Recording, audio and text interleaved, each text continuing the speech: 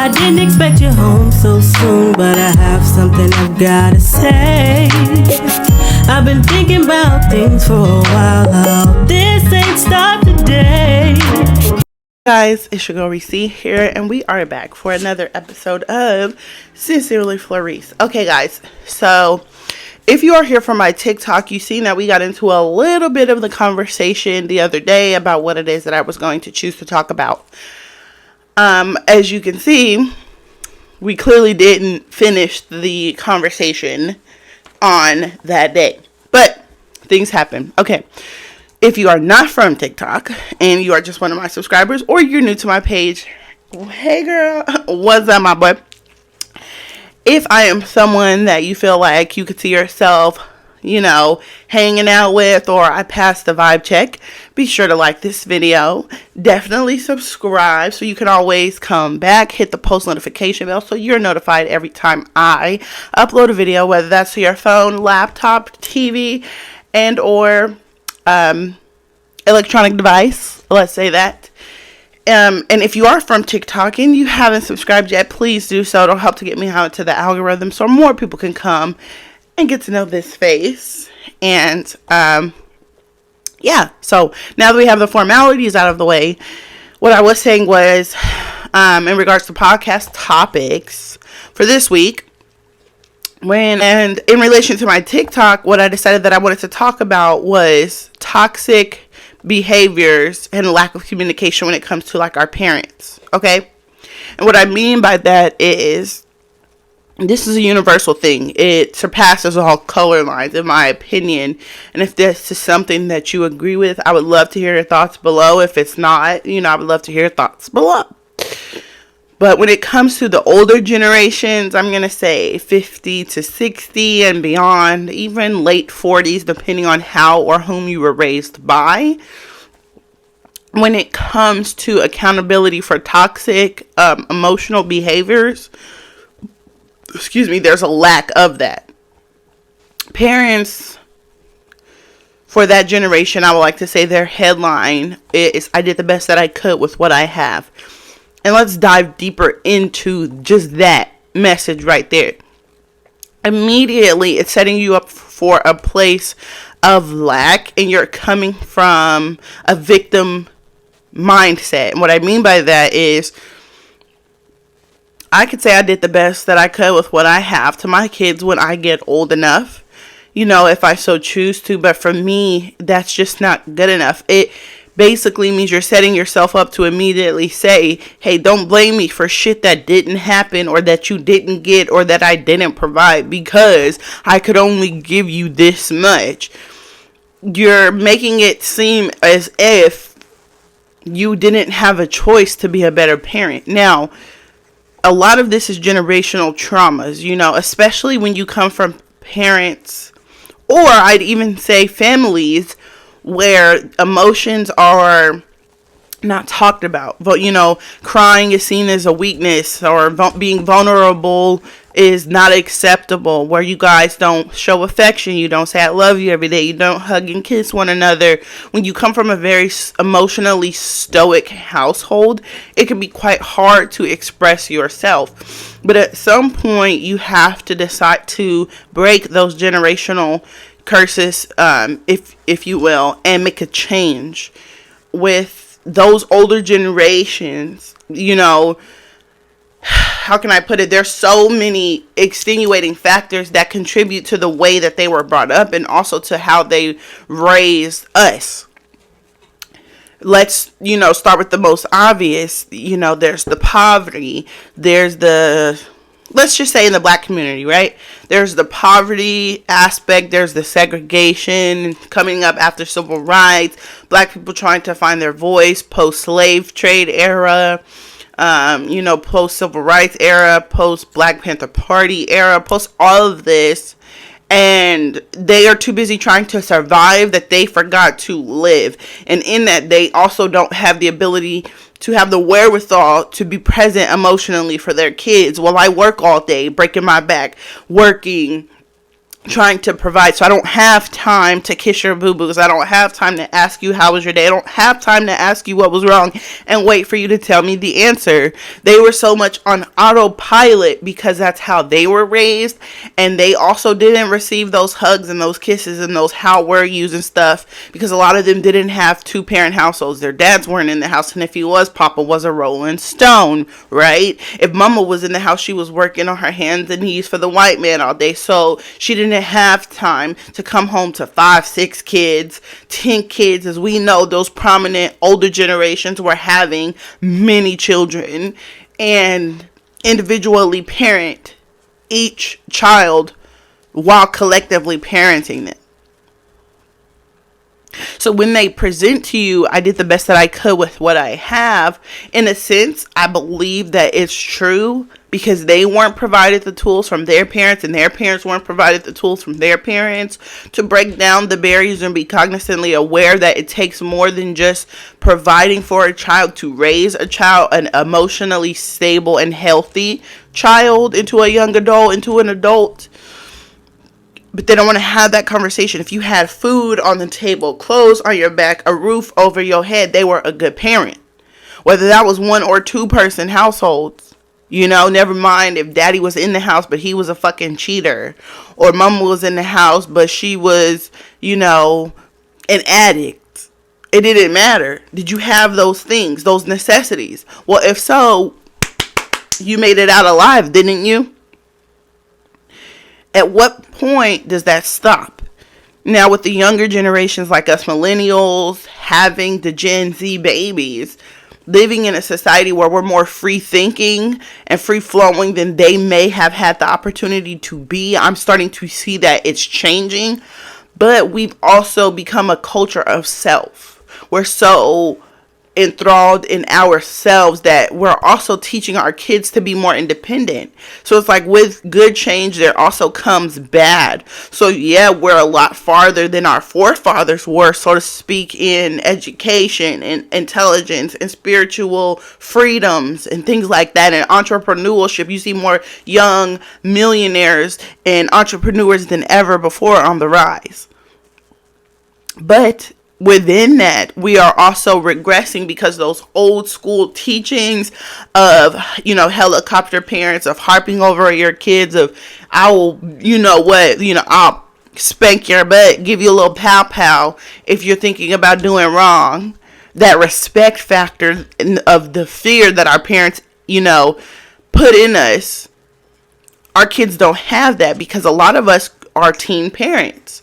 You know, we're growing up with our kids, and people want to say it's not okay to be friends with your kids, and I challenge that all the time. Now, no, you don't want to be buddy girl. Let me tell you this, you know, explaining to your 11-year-old the problems that you having with your baby daddy.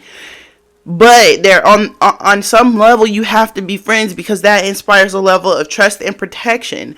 How many people didn't tell their parents a lot of things growing up because they were afraid of how it would be received? Because they didn't trust their parents to not judge them or not hurt them or not punish them for the mistakes that they made. And that also comes from a level of, I want you to fear me. I don't give a damn if you respect me, and we ain't friends. I'm your mama. I can tell you how many times I was told that. You know, that I'm not your friend, I'm your mom. But why can't you be both? Why can't we have a level of friendship where you're the first person that teaches me positive emotional awareness and positive relationship communication, but also inspire a level of respect and fear where I know that you're still my mom? You can do both. You just have to have the correct tools to do so. And that goes back to the I did the best that I could with what I have. I did the best that I could with what I have is such a bag that your parents just bring upon your feet, drop. And whatever tools you can pick up and use in your everyday life to parent your kids, you can. And whatever you leave behind, well, you just are SOL. You shit out of luck. I don't accept that. Because you're supposed to go out and get more. You're supposed to go out and find more. That's what I'm going to do. I want to shower my kids with so much that they don't know what to do with it. I did the best that I could with what I have. It's such a lethal statement to make as parents because you just don't understand how final that is. When you say I did the best that I could with what I have, you're basically saying take it or leave it. I'm not going to go back and change it. I can't change it. I won't change it. This is what I gave you and this is what you need to do with it. With that, you're creating a barrier and a wall. And once that wall is there, there's no emotional accountability. Therein lies your toxicity and the toxic behaviors. Because now you have a problem with communication, you have a problem with trust, you have a problem with relationship, and you're wondering why you cannot be vulnerable. You're wondering why you're going from one man to the next or one woman to the next. And it's because at the very essence of your first relationships, so to speak, your mom and your dad, they were coming to you in a place of, this is what you get and only what you get. Take it and be happy with it because it's more than what I got. So when you go out and get into a relationship, are you going to be trying to extend yourself more? Are you going to dig deep down and do the work to be the best human you can for your spouse or your boyfriend or your girlfriend or your life partner? No, you're going to do the same things you were taught growing up. Therein lies the cycle of toxic behavior. You guys, I could streamline this into so many different ways. So many different ways. 1 second. Start your day. Not sponsored, but we will be. I could streamline this into a million different situations, like a spider web, if you will. It blows my mind sometimes how far as a people we've come, and I mean as a collective. This could go so many different ways. However, what it all boils down to is a choice. Your parents had a choice. They chose to be together for however long that may have been, and they chose to have you.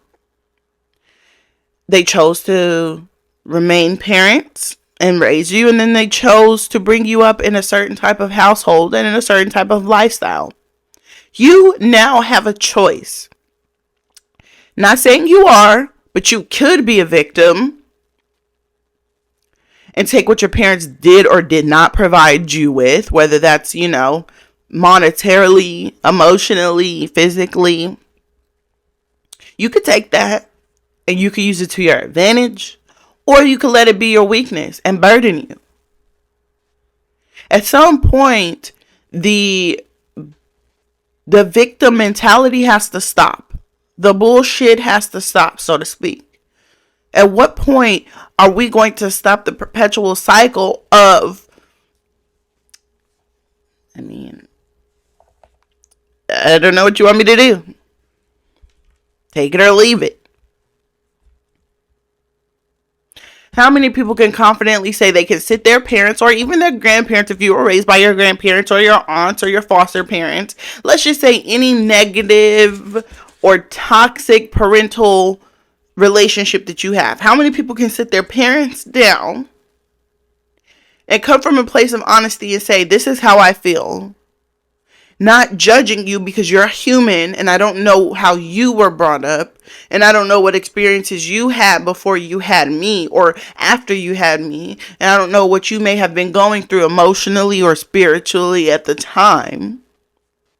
And for that I empathize with you, and for that I feel sorry for you in an aspect, but I want to be able to respect you enough to understand your experience.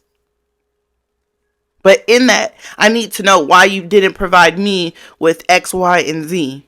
Because I'm now a parent. I'm now an individual. I'm now an adult. And I understand. And I'm making the decision to give my children better than what I got.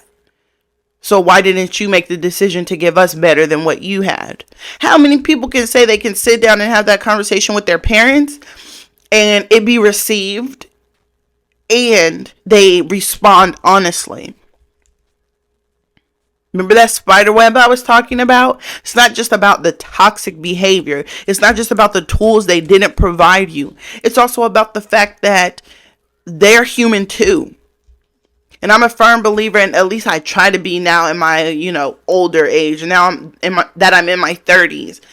I try to first see people for who they are as people, and then I try to empathize with their situation. What makes them tick? What makes them be this way? Why is she so angry? Why is she so jealous? Why is he hell bent on a vendetta?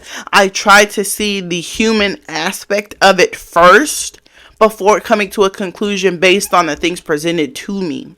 It doesn't happen quite often, or as much as I would like for it to do, because we're emotional creatures as humans, and we're probably going to go with the first thing that pops into my mind. But in really deep situations and aspects where I have to grasp an understanding for my mental health, when, I'm quick, what's that song? It ain't nothing to cut a bitch off.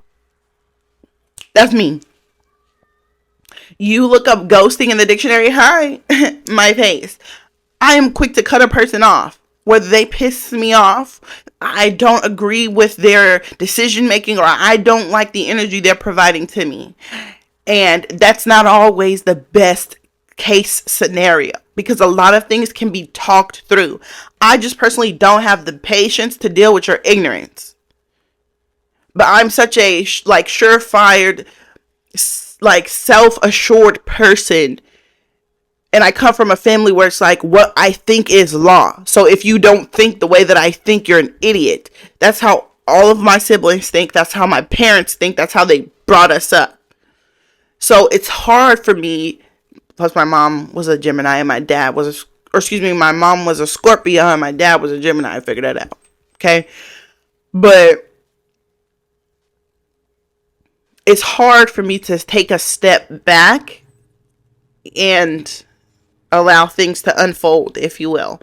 But later in my adulthood, me picking up meditation, going on my spiritual journey, exercising, reading, taking steps out of the hoopla, so to speak, in ghosting people and having to be alone and find myself and not really have friends and not fuck with my family so much like that. Then it took for me to be able to be honest with myself and know what I like, what I don't like, and why I was ticking the way that I was ticking when, people would piss me off, and then I would just go ghost. But it took for me to be able to do that, to see, hey, well, guess what? How do you believe their perspective of you looks right now when you ghost them? When you guys get into an argument, or they are hitting you with some hard truths because you were living in a delusion, so you ghost them. What do you think their perspective of you looks like? And that's not me to say, give a fuck about what people have to say or what they think about you, because I'm a firm believer and I don't give a damn.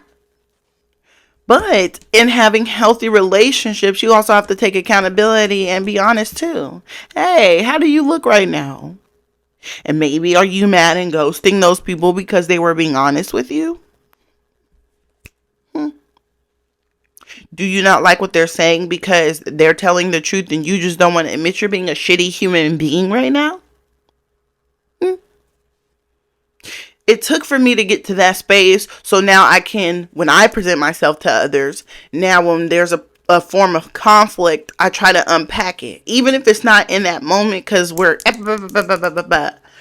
later on, I'll that evening or when I'm away from them, I'll try to unpack the situation and see their perspective, see if I was being heard clearly, and come to a conclusion. And oftentimes it's like, well, we were both a little emotional and high strung. But more times than not, it's like, well, I don't think I was being heard. And I think that they were coming from a place of try a bitch. So I got to go. So when you know how to effectively communicate, and communication is something I feel like is ever growing. It's going to change the same way with how you parent your kids individually and collectively, because they're all different. And if you try one parenting style for all of your kids, you're definitely doing something wrong.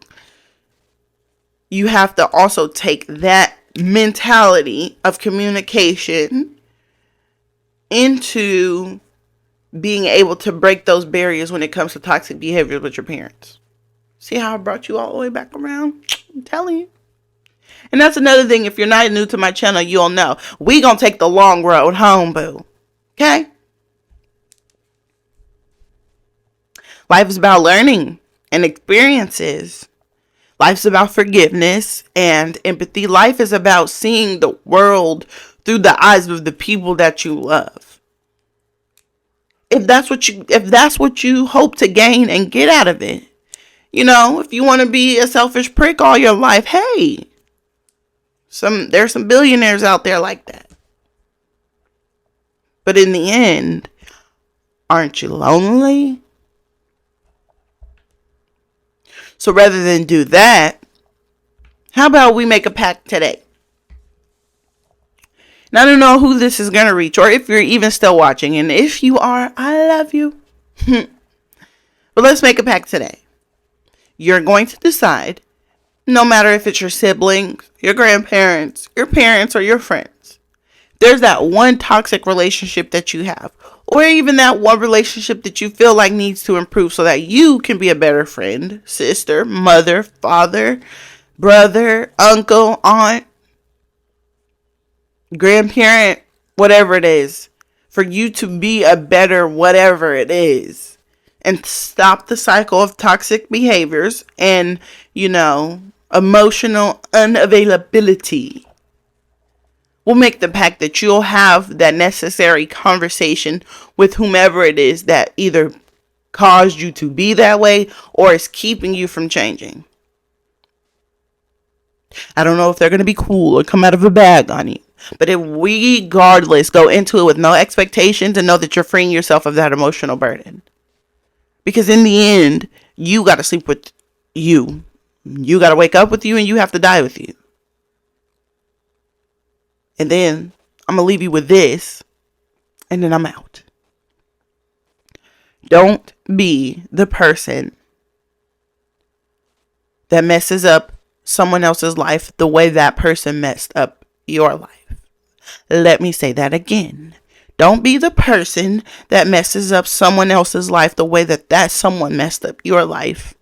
And what I mean by that is if you got problems with your mom or your dad, or they're the reason that you can't say I love you, or you can't, give affection, or you can't stay locked down in a relationship, whatever that one thing is that's keeping you from being a better human being because of what you didn't receive from that parent, don't be that now to your kid. Don't leave them bitter because you didn't get better. Don't leave them bitter because you didn't get better. We're going to take back we're going to take back the parent role. And we're going to present it better for our kids. Deal? Okay. Now, this video's ran on long enough. I'll probably be back a little bit later for another Sincerely Florice. But as always, thank you so much for watching. Thank you so much for being here and taking out your time to hear my voice and listen to my perspective. You could have been anywhere else, but you chose to spend these however many minutes with me. So I appreciate you. Be good to yourself. Be good to others. And until next time, bye.